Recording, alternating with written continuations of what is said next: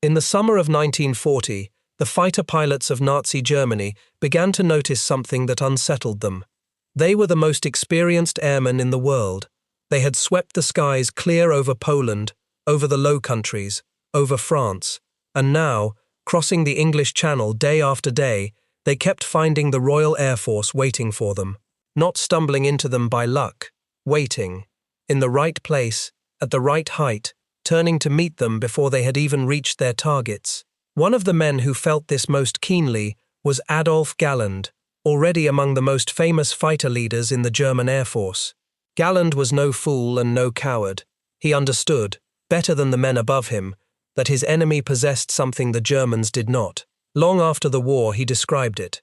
From the very first, he wrote, the British had an extraordinary advantage, which was never balanced out at any time during the whole war. He called it a very bitter surprise. The Germans, he admitted, had nothing like it, and they could do no other than knock frontally against the well-organized and resolute defense of the British Isles. What Galland was describing was invisible. It could not be photographed from a reconnaissance aircraft. It could not be bombed. It left no wreckage. And yet it was, without exaggeration, the thing that decided the battle for Britain, and possibly the war. Pause on that for a moment, because this is not really a story about aircraft, or about aces, or about dogfights over the fields of Kent. This is a story about knowledge, about what one country knew, and how it knew it, and why the enemy standing right next to the answer could not understand what he was looking at. This is the story of the most important secret of the Second World War that was hiding in plain sight. Tall towers on the English coast, standing in the open, photographed by German spies, and completely misunderstood. This is the story of why the most feared air force in the world could not explain how the Royal Air Force always knew they were coming. To understand why a German officer could not explain the thing he was staring at, you have to understand what the Germans believed air war was. And to understand that, you have to go back before the war, to two very different ideas about what an air force is for. The German Air Force, the Luftwaffe, was built as a sword. It was designed in the 1930s around one central idea: the best defense is a devastating attack.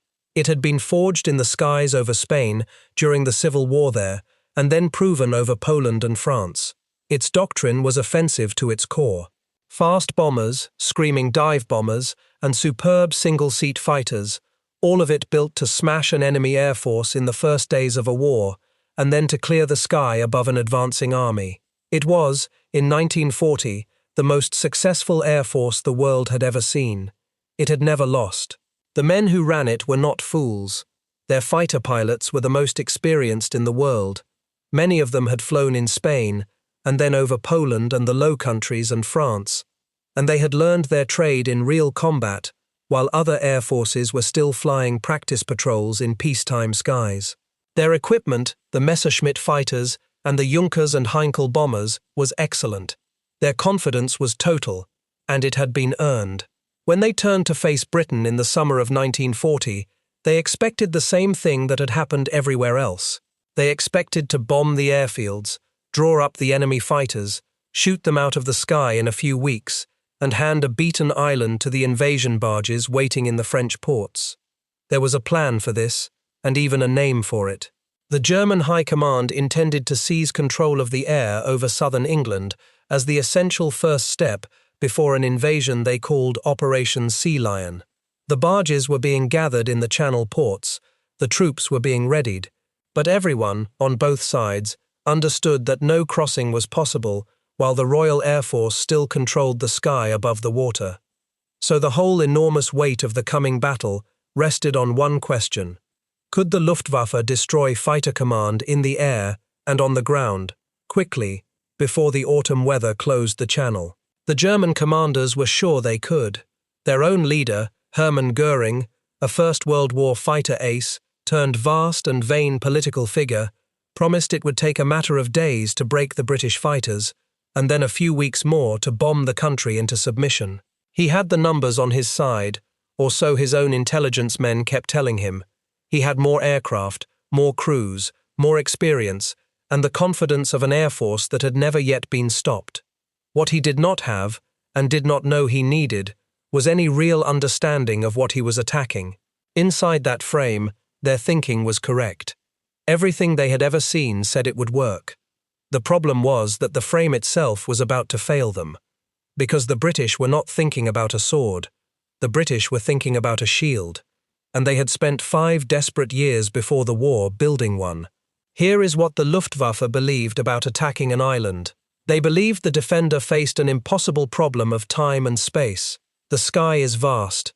An attacker can come from anywhere, at any height, at any hour. To defend against that, the old way, you had to fly standing patrols. You had to keep fighters in the air all day, waiting, hoping to be in the right patch of sky when the bombers arrived. It was hopelessly wasteful. It burned fuel and exhausted pilots and engines, and most of the time the patrols saw nothing at all, while the bombers slipped through somewhere else. The Germans knew this problem well, because it was everyone's problem. It was simply the nature of air defense, and they assumed the British were stuck with it, just as everyone was stuck with it. A defender could not be strong everywhere at once. A defender had to guess, and a defender who had to guess would, most days, guess wrong. That assumption was reasonable. It fit every piece of data they had. It was also, by the summer of 1940, completely and dangerously out of date. Because a small group of British scientists, and one very stubborn air marshal, had quietly solved the problem the Germans thought was unsolvable. They had found a way for the defender to stop guessing. 47 miles east of London, on the flat and lonely Suffolk coast, stands a grand Victorian house called Bawdsey Manor. In the years just before the war, its lawns filled up with strange steel towers, and its rooms filled up with young men who were not soldiers. They were physicists and radio engineers. They wore civilian suits. Several of them were barely out of university, and they were building the thing that would win the coming battle, although almost no one yet believed it would work. The idea had started with a fear and a fantasy. In the early 1930s, the British government was gripped by the belief that the bomber would always get through, that there was no defense against mass air attack, and that the next war would open with cities in flames. In their desperation, officials asked a Scottish scientist named Robert Watson Watt a strange question. Could radio waves be used to build a death ray? Could you cook an enemy pilot in his cockpit, or detonate his bombs with a beam of radio energy? Watson Watt handed the problem to his assistant, a young man named Arnold Wilkins. Wilkins did the arithmetic and reported back that the death ray was impossible. There was nowhere near enough energy, but Wilkins added something. He pointed out that a passing aircraft would reflect radio waves back, and that if you listened for those faint reflected echoes, you might be able to detect an aircraft long before you could see or hear it. You could not cook the pilot, but you could find him. On February 12, 1935, Watson Watt put this into a short memorandum with a plain title: Detection and Location of Aircraft by Radio Methods. It is one of the most important documents of the century.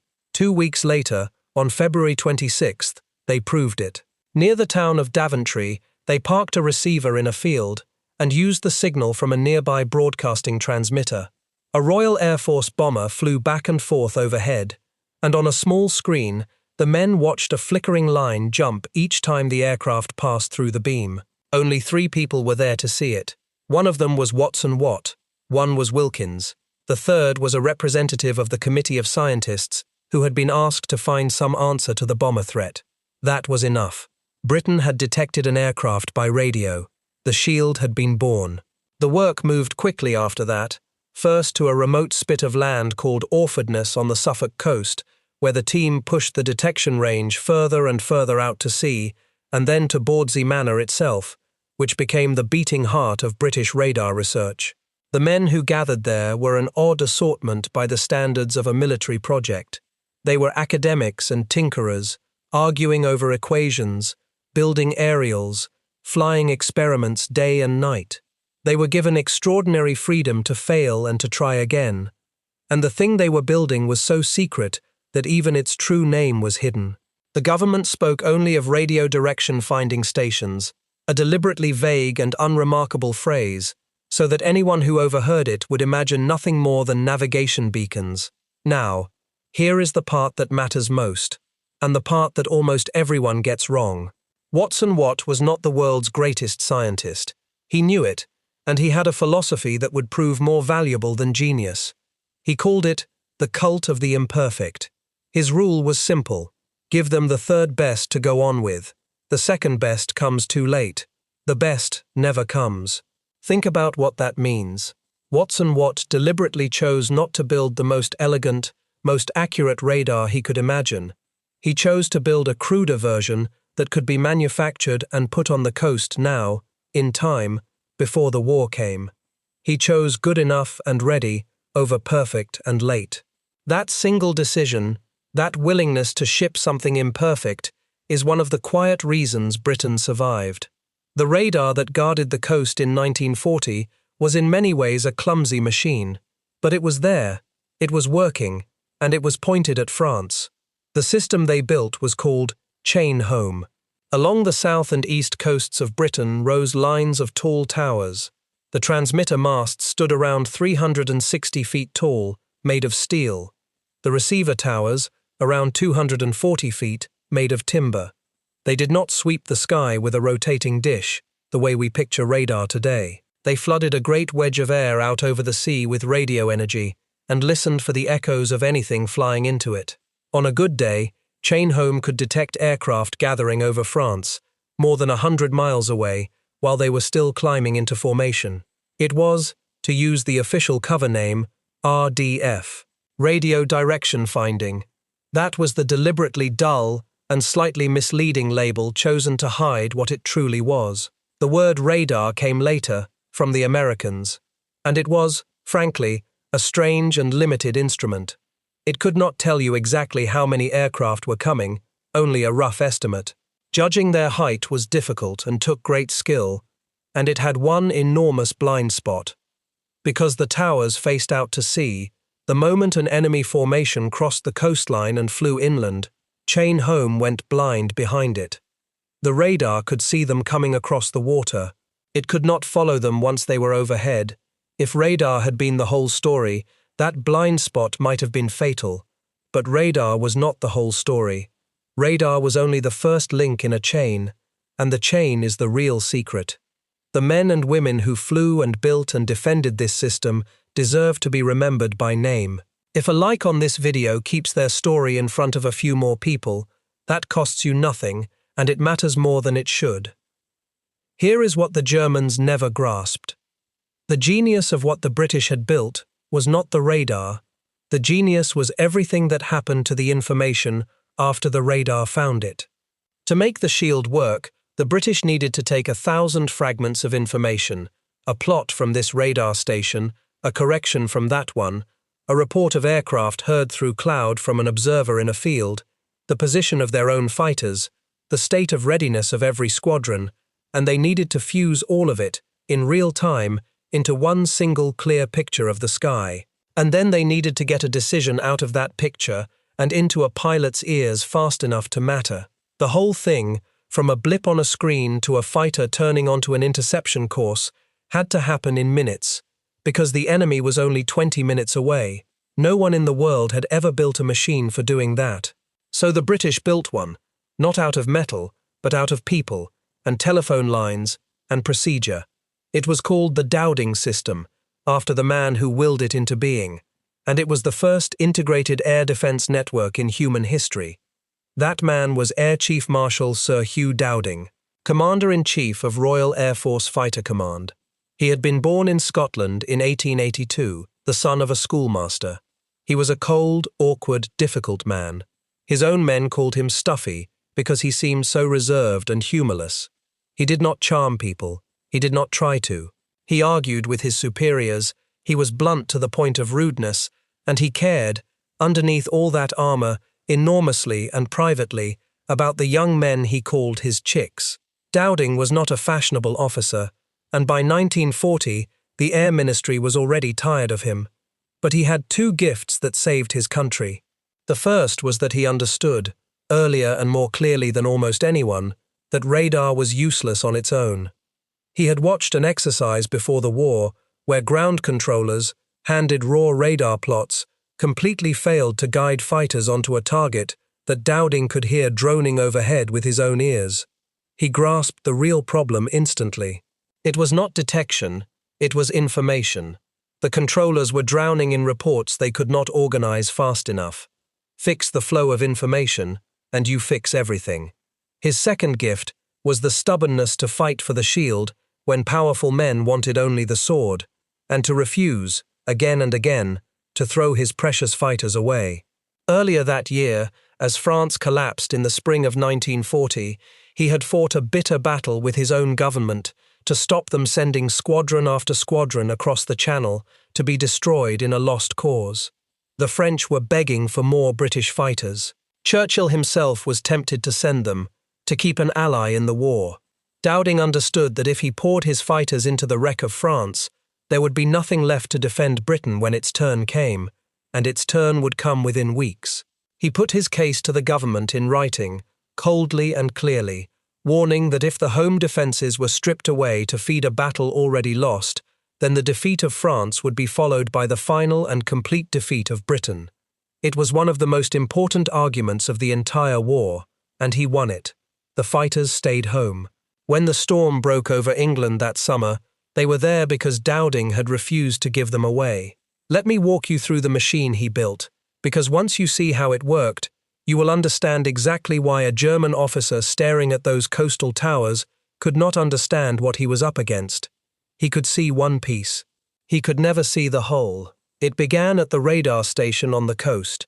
A young woman, very often a member of the Women's Auxiliary Air Force, sat watching the flickering trace on the screen.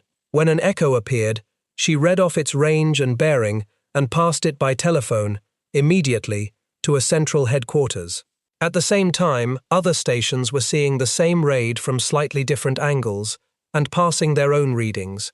And once the raid crossed the coast, where radar went blind, a second network took over, the Observer Corps. Thousands of volunteers in little sandbagged posts on hills and rooftops across Britain, armed with binoculars, simple instruments, and a telephone. They watched and listened, and when aircraft passed overhead, they reported what they saw and heard. Ordinary men and women, tracking the enemy by eye across the whole country. Many of them were older men, veterans of the First War, too old to fly or fight, standing out in all weather through the day and the night, learning to know a Heinkel from a Dornier by the shape of its wing or the note of its engines. It was unglamorous work, and it was essential. The radar was the eye that looked far out to sea. The Observer Corps was the eye that watched the sky directly overhead. Between them, they made sure that a raid, once detected, was never truly lost, all the way from the French coast to the target and back out again. This handoff, from radar to observer, is a small thing that reveals the whole design. The British had not simply built a clever machine and hoped it would be enough. They had thought through where the machine would fail, and they had built a second human system to cover exactly that gap, and then they had wired the two together so smoothly that a raid could pass from one to the other without anyone in the control room losing the thread. That is what a system is. Not one brilliant device, but many ordinary ones, arranged so that each one covers the weakness of the next. Now think about what that produces. It produces chaos. It produces dozens of separate, overlapping, sometimes contradictory reports of the same aircraft, pouring in by telephone from stations and posts scattered across hundreds of miles. 3 different radar stations might report what looks like 3 different raids that are really one. An observer might report aircraft that a radar station has already counted. Raw, this flood of data is worse than useless. It is confusion. So all of it flowed into one place. The filter room, at Fighter Command Headquarters, at a house called Bentley Priory, on the northern edge of London.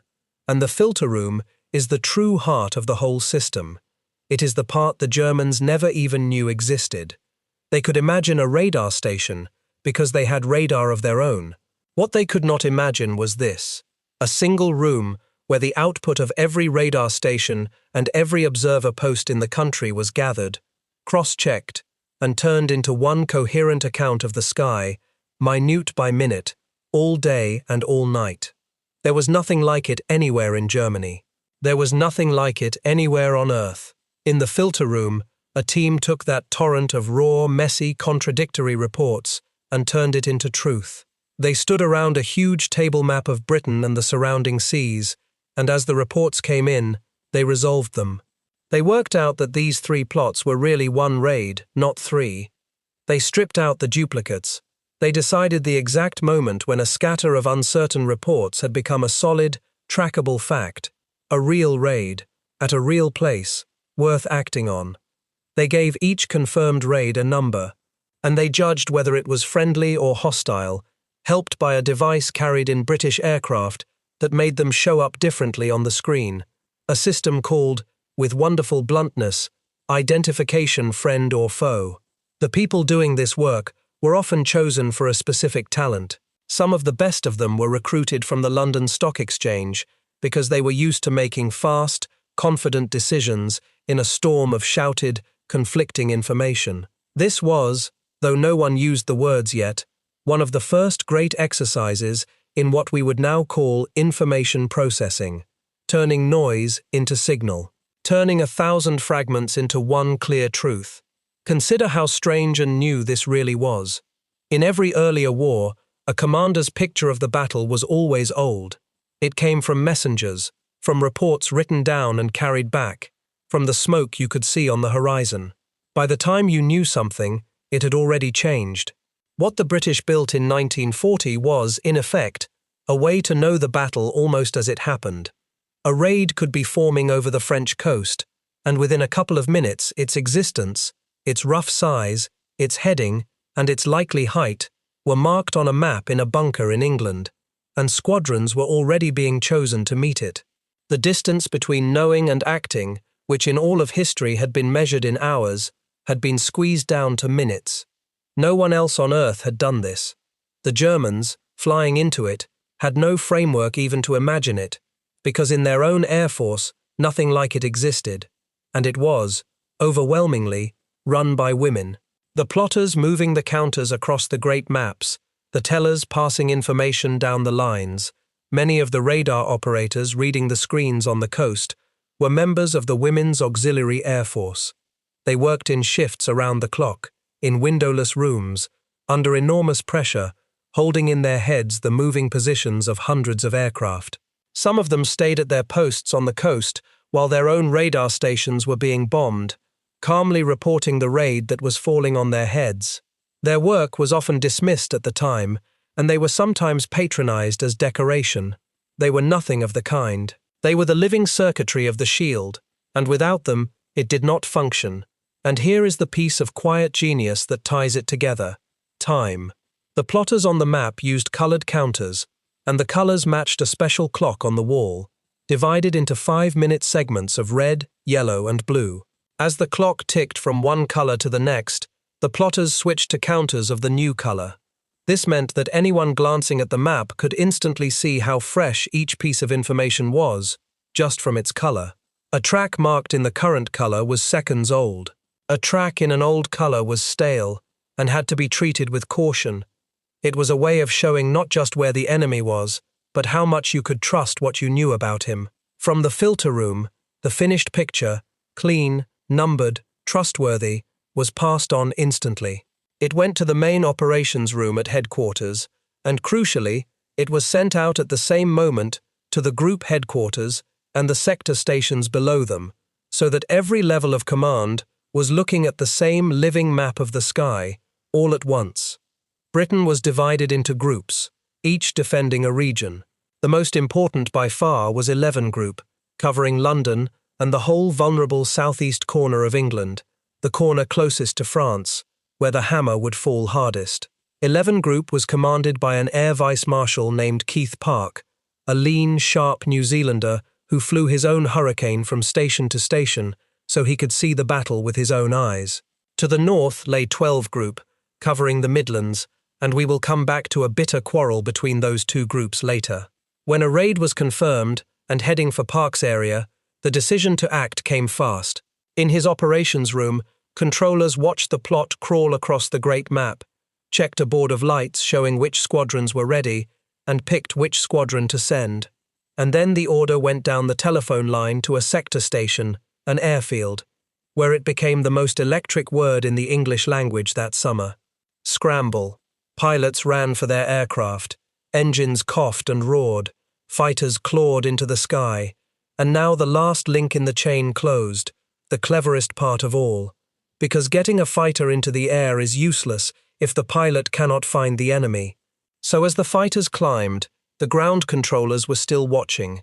They could track their own fighters on the map, partly through a small automatic radio transmitter fitted in the aircraft that sent out a regular tone, letting ground stations fix the fighter's position by listening from several directions at once. Now the controller could see both the enemy raid and his own fighters on the same map, moving in real time, and he could speak directly into the pilot's ear by radio. Vector 230, Angels 15. Steer a compass heading of 230. The enemy is at 15,000 feet. The pilot no longer had to search the enormous sky and hope. A calm voice on the ground, reading a map fed by radar and observers and filtered into truth, guided him to exactly the right patch of air, ideally with the sun behind him and height in his favor, moments before the enemy arrived. The defender had stopped guessing. The shield had learned to think. Try to imagine it from inside the cockpit. A young pilot, perhaps 19 or 20 years old, sits at readiness in a deck chair beside his Spitfire in the morning sun. The telephone rings in the dispersal hut. Someone shouts the word, "Scramble." He is running before he has finished thinking, hauling himself into the cockpit, the engine coughing into life, and within a couple of minutes, he is climbing hard into an empty sky. He can see nothing, no enemy, just haze and cloud, and the coast falling away below, and then a voice in his headphones, unhurried, almost bored, gives him a heading and a height. He turns onto it and keeps climbing. The voice corrects him, a few degrees this way, a little higher. He still sees nothing. He trusts the voice. And then, at the very edge of his vision, exactly where the voice said they would be, a smudge resolves into a formation of German bombers with their escorts stacked above them, and he is already above them, already in the sun, already where he needs to be. He never had to find them. They were handed to him. That is what the Germans were flying into, over and over, without understanding how it was being done. We can measure what this was worth. Before this system, an interception, actually finding the enemy you were sent to find, might succeed perhaps a third of the time, sometimes half. Under the Dowding system, interception rates ran commonly to 75, 80, even 90%. Some raids were met in full. In plain terms, the system roughly doubled the value of every fighter Britain owned. It meant a smaller air force could fight a larger one on equal terms, because it almost never wasted a single aircraft on an empty sky. Winston Churchill saw it clearly. He wrote that all the courage of the Hurricane and Spitfire pilots would have been fruitless without this system, which had been devised and built before the war, and which existed nowhere else in the world. Now we can widen the lens and ask the real question, not how the British built the shield, but why the British could build it and the Germans could not. Because the Germans were not short of clever scientists. They were not short of radar. In some ways their radar sets were technically better than chain-home. The German early warning radar, called Freya, was a more refined instrument. They had excellent equipment for directing anti-aircraft guns. The raw ingredients were there. What the Germans lacked was the idea of fusing everything together into one system, sensors and telephones and controllers and fighters, all wired into a single brain. Their superb radar sets sat in isolation, feeding local commanders, never woven into a national network that could take a fighter squadron and guide it, from the ground, onto a target it could not yet see. They had the parts. They never built the machine. And this was not an accident. It came from something deep in how the two countries thought. The Germans thought about air power as attack, as the sword, and they had poured their genius into the sword. Defense was an afterthought, almost a distraction, something to be sorted out after the enemy had been crushed. Britain, backed against the wall, terrified of the bomber, with the sea as its last moat, had been forced to think obsessively about defense for years. Necessity had made the British think about the whole problem, end to end, as one connected thing. There was also a difference in who was allowed into the room. In Britain, something unusual happened before the war. Scientists, the physicists and engineers from places like Bawdsey were brought right into the heart of military planning and actually listened to. A committee of scientists, led by a chemist named Henry Tizard, worked hand in glove with the Air Force to shape how the new radar would actually be used in battle, not just how it would be built. This was the difference that mattered most. It was not enough to invent radar. Someone had to work out, on the ground, what to do with what it told you, how to pass a plot, how to filter it, how to turn a bearing and a range into an order a pilot could follow. Tizard and his colleagues threw themselves at that unglamorous problem in the years before the war, running exercise after exercise, and it was in solving that problem, not in the invention of the radar set itself, that the real victory was quietly won. Britain even invented, in the process, an entirely new discipline. Scientists began studying the operations themselves, measuring how the system performed in reality, finding its weaknesses with mathematics, and fixing them. They would sit in the operations rooms and ask blunt questions. How often do we actually intercept? When we miss, why do we miss? How many aircraft should we send to be sure of finding a raid? And then they would change the procedures based on the answers. It would come to be called operational research. It was the science of making the whole machine work better, and Britain was first to it. That habit of mind, of treating war itself as a system to be measured and improved, would spread through the whole British and later American war effort, into the hunting of submarines and the planning of bombing and much more. It was born in large part in the effort to make the shield work. In Germany, the structure did not allow this. Decisions flowed down from the top through a rigid hierarchy dominated by a few powerful men and their rivalries. A brilliant outsider with a strange idea about wiring radar into a telephone network to guide fighters would have struggled to get anyone important to even listen.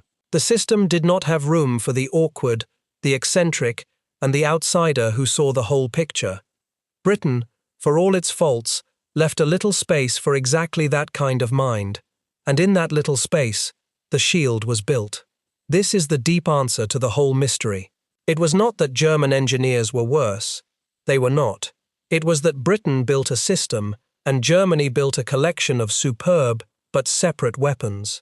One country had wired its defense together into a single thinking organism. The other had not even realized that was the thing to do. If your father, grandfather, uncle, or grandmother served in fighter command, in the observer corps, in the Women's Auxiliary Air Force at the plotting tables, or on the ground crews and radar stations that kept the shield alive, I would be honored if you left their name and their role in the comments. These stories survive because families keep them alive. Now let us go to the other side of the shield and watch the men who could not understand it try and fail to break it. The Germans did know the towers were there. This is the first thing to understand. They were not blind. In the last summer of peace, in 1939, the head of the Luftwaffe's signals service, a sharp and radio-minded general named Wolfgang Martini, had grown suspicious of the tall masts appearing along the English coast. So he did something remarkable. He filled a giant airship, the Graf Zeppelin, with radio listening equipment, and flew it up the eastern coast of Britain, drifting along just offshore, straining to intercept and identify whatever those towers were transmitting. It was one of the first electronic spying missions in history, and it failed. It failed for a reason that is almost perfect. The Germans were expecting a sophisticated enemy radar to work on short wavelengths, high frequencies, because that was the direction their own advanced radar had taken. Chain Home worked on long wavelengths, crude, low frequencies, the very imperfection that Watson Watt had chosen on purpose so it could be built in time. To German ears tuned for something clever, the clumsy British signal did not register as a modern radar at all. On top of that, the airship's own listening gear was reportedly swamped by interference. The Graf Zeppelin drifted home having found, in effect, nothing conclusive. Meanwhile, the British radar had calmly tracked the airship the whole way. The spy had been watched by the very eyes it was sent to find. So Germany went to war, genuinely unsure whether Britain even had a working radar network. And this uncertainty was made vastly worse by the man in charge of German intelligence on the Royal Air Force. His name was Josef Schmid, known as Beppo. He was a favorite of the Luftwaffe's leader, Hermann Göring, and he had a fatal talent for telling his superiors exactly what they wanted to hear. In July of 1940, Schmid produced the Master Intelligence Assessment of the Royal Air Force that would guide the entire coming battle. It was one of the most disastrous intelligence documents of the war, and its errors all pointed the same way, toward false confidence. Schmid badly underestimated the number of British fighters.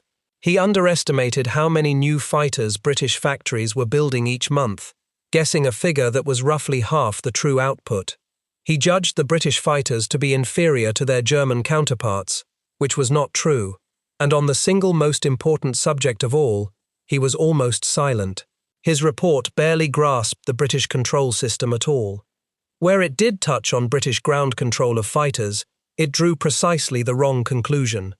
It suggested that tying fighters to control from the ground would make the Royal Air Force rigid, inflexible, a weakness to be exploited. Let that land for a moment, because it is the hinge of the entire story. The Germans looked at the most flexible, responsive, intelligent air defense system ever built, a system whose entire purpose was to put the right fighters in the right place at the right time, and they concluded it was a weakness. They mistook the shield for a cage.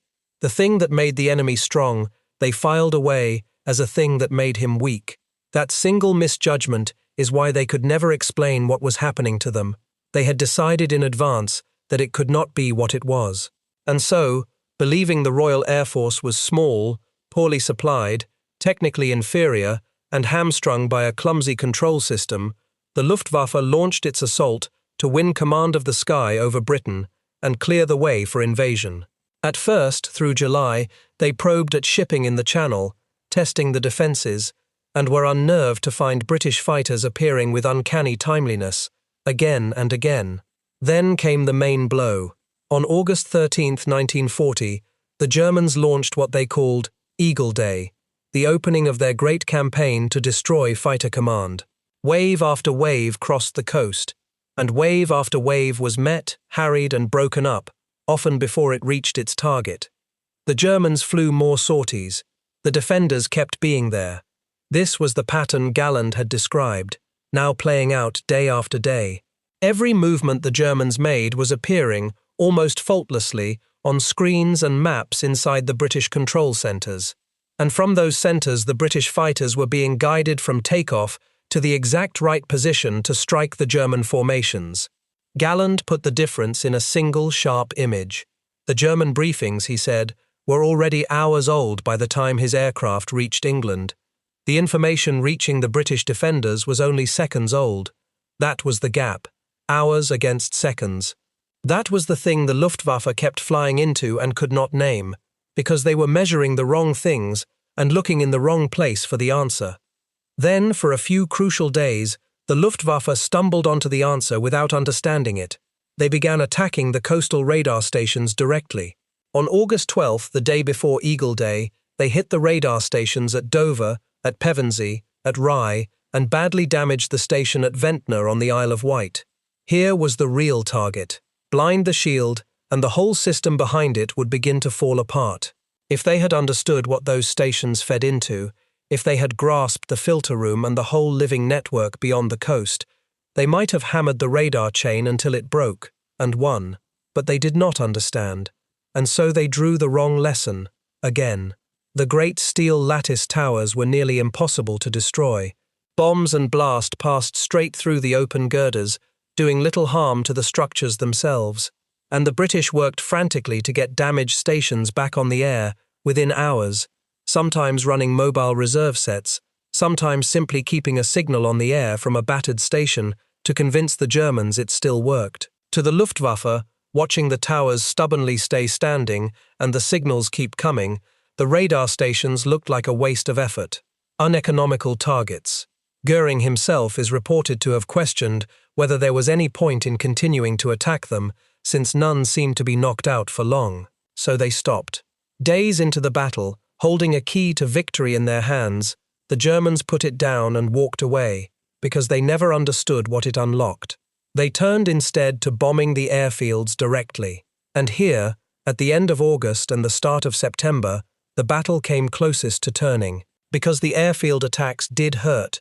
The sector stations in 11 Group, the very airfields that housed the operations rooms guiding the fighters, came under heavy and repeated attack. Biggin Hill, one of the most important, was bombed again and again. A raid on August 30th wrecked workshops, stores, and a hangar there, and killed people on the ground. The next day its operations block took a direct hit, and control of its fighters had to be hurriedly moved elsewhere. The pressure on the pilots, on the ground crews, and on the whole exhausted system was becoming almost unbearable. This is the point where the strain was greatest. Not because Britain was running out of fighters, the factories were actually keeping ahead of the losses, but because experienced pilots were being killed faster than new ones could be trained to replace them. The danger in those weeks was subtle, and it is worth understanding exactly what it was, because it was not the danger the Germans thought they were inflicting. The Germans believed they were destroying British fighters faster than Britain could build them. They were wrong about that. British factories, driven hard, were actually producing new Hurricanes and Spitfires faster than they were being lost. The aircraft were not the problem. The problem was the men, and the airfields, and the delicate nervous system that connected them. Every experienced pilot killed was a loss that a factory could not replace. A new aircraft could be built in days. A pilot who could survive his first combats and learn to fight took months to make, and many did not survive long enough to become the veterans the squadrons desperately needed. And the attacks on the sector airfields threatened something worse still, because those airfields held the operations rooms. Knock out enough of them, and you would not just destroy fighters. You would start to blind and deafen the shield itself. For a few weeks at the end of August, that was the real risk, and the men who understood the system knew it. It is worth pausing on the human cost inside that machine, because it is easy to talk about systems and forget the people. The pilots who scrambled day after day were very young, many of them barely out of their teens. They flew several sorties a day, week after week, watching friends fail to return. And they were not all British. They came from across the world and across occupied Europe, New Zealanders and Canadians and Australians and South Africans. And among the most ferocious and skilled were the Poles and the Czechs, men who had already lost their countries to Germany and who fought with a cold fury that startled even their own commanders. The Polish squadrons, once finally let into the front line, scored at a rate that astonished everyone. These were the men Winston Churchill immortalized on August 20th, 1940, when he told Parliament that never in the field of human conflict was so much owed by so many to so few. The few. That is what they have been called ever since. There is a question historians still argue about, and it is worth being honest about it, rather than pretending the answer is simple. How close did fighter command really come to breaking? For a long time, the story was told as a desperately near-run thing, a defense stretched to snapping point, saved at the last possible moment. Some historians now argue it was less fragile than that the Luftwaffe never truly came close to achieving its goals, because its aims were confused, its intelligence was hopeless, and its losses were unsustainable from early on. Both things can be true at once. The men living through those last days of August felt the strain as very real, and it was. And yet the deeper machine, the whole integrated system, was more robust than the Germans ever understood, precisely because they were attacking the wrong parts of it. The pressure was genuine. The collapse was never as near as it looked from the ground, because the enemy did not know where to push. Then the Germans made their final, fatal mistake, and the shield held. Enraged by British bombs falling on Berlin, which had themselves been a response to German bombs falling on London, Adolf Hitler and Göring changed their aim. On September 7, 1940, they turned the weight of their attack away from the battered airfields and onto London itself. Militarily, it was a blunder of the first order. It lifted the pressure off Fighter Command's airfields and its operations rooms at the exact moment they were closest to breaking. The shield, given room to breathe, recovered. How wrong Schmid had been was about to be shown in the clearest possible way. He had told the German commanders that Fighter Command could field only a few hundred fighters. In reality, the British had well over 600 fighters in the front line, with hundreds more in storage and reserve, and factories turning out new ones faster than Schmid believed possible.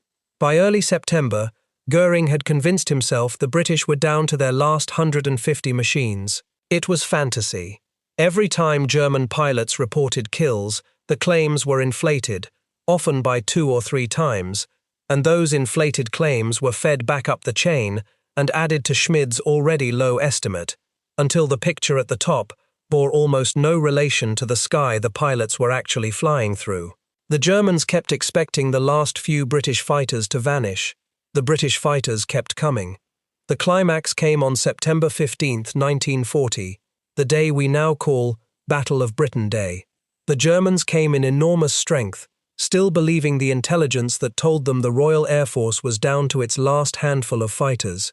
Instead, the whole system rose to meet them, wave after wave of British fighters vectored precisely onto the incoming raids by the calm voices on the ground.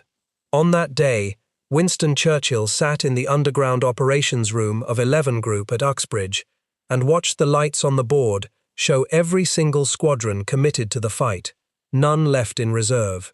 He turned to Keith Park and asked what other reserves there were. Park answered simply, "There are none. Every fighter Britain had was already in the air, and it was enough." The Germans lost around 60 aircraft that day. The British lost about half that number.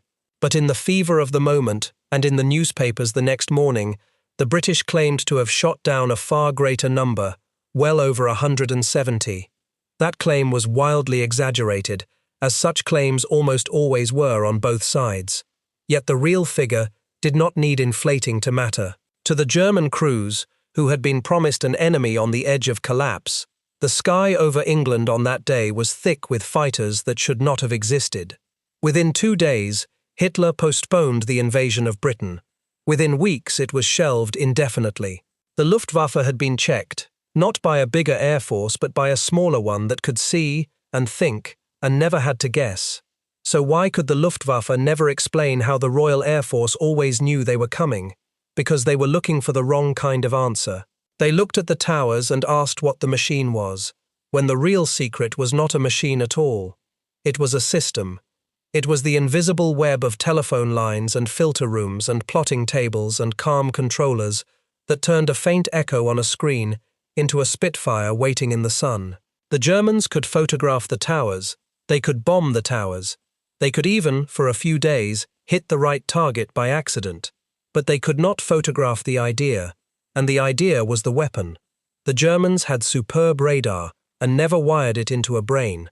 The British had crude radar and wired it into a nervous system that spanned an entire nation. The Germans built a magnificent sword and assumed no shield could stop it. The British, with less of almost everything, built the first shield in history that could think faster than the sword could strike. This was never about which country had cleverer engineers. Both had brilliant ones. It was about which country could imagine the whole, and then had the openness and the desperation to build it.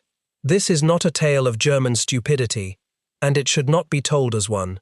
The German aircrew were as brave as any who flew. The gunners who shot down British fighters were skilled professionals doing a terrible job well. When they died over the fields of Kent, they died just as young and just as far from home as the men who killed them. The morality of what was to come, the bombing of cities on both sides, is not the subject here. But the cost is real, and it belongs in the story. More than 500 pilots of Fighter Command were killed in those few months, roughly 1 in 6 of the young men who flew. Thousands of German aircrew died, most of them never becoming prisoners but simply vanishing into the Channel or the English countryside. And as the battle bled into the long bombing of the cities, tens of thousands of civilians would die in the dark, in London and Coventry and beyond, and later in the German cities in their turn. The shield saved Britain from invasion. It did not save anyone from the war. And there is a final, bitter turn. the kind that history so often delivers to the people who deserve it least. The two men most responsible for the victory, Hugh Dowding, who built the shield, and Keith Park, who wielded it in the hottest corner of the sky, were both removed from their commands within weeks of winning.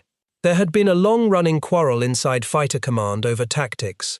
Commanders in 12 Group to the north, led by an ambitious officer named Trafford Lee Mallory and championed by the famous legless pilot Douglas Bader, argued for gathering fighters into a single massive formation, a big wing, before engaging. Park and Dowding believed this took far too long to assemble, and that raiders would hit their targets long before the Great Wing arrived. The evidence was largely on Park's side, but the politics were not.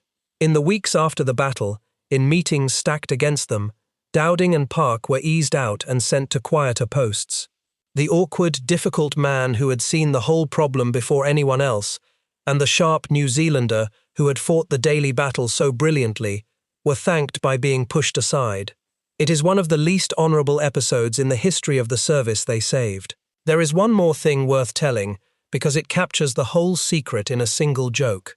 Later in the war, as British night fighters began finding German bombers in the dark, with the help of a new, smaller radar carried inside the aircraft itself, the authorities needed to explain the pilot's sudden uncanny success without revealing the radar. So they put out a story. They said one of their aces could see so well in the dark because he ate enormous quantities of carrots. It became a national campaign. Eat your carrots, and you too will see in the dark. It fit neatly with wartime rationing and the drive to grow vegetables at home. Whether it truly fooled anyone in Germany is doubtful, since by then the Germans knew perfectly well that the British used radar. But it charmed the British public, and children ate their carrots, and the myth outlived the war by generations. The truth, once again, was hidden behind a story, exactly as the true secret of 1940 had been hidden in plain sight, in tall towers on a lonely coast that the enemy photographed and bombed and never understood. That is the answer to the mystery. The Luftwaffe could not explain how the Royal Air Force always knew they were coming, because the explanation was not a thing they could see or touch or destroy. It was a way of thinking. A country under threat had learned to take everything it knew, from a young woman at a screen on the coast, to a volunteer with binoculars on a hill, to a controller with a map and a microphone, and fuse it all into a single, living picture of the sky, faster than the enemy could act. They had built a mind and given it to their fighters, and a sword, however sharp, cannot win against an enemy that always knows exactly where it will fall. The men and women who built that mind, and the young pilots who were its cutting edge, grow fewer every year. Some of their children and grandchildren are watching this. Some of their names are in the comments below. That is how the memory survives, not in the towers, which are mostly gone now, but in the story of how a nation learned to see in the dark, and told the world it was only eating its carrots.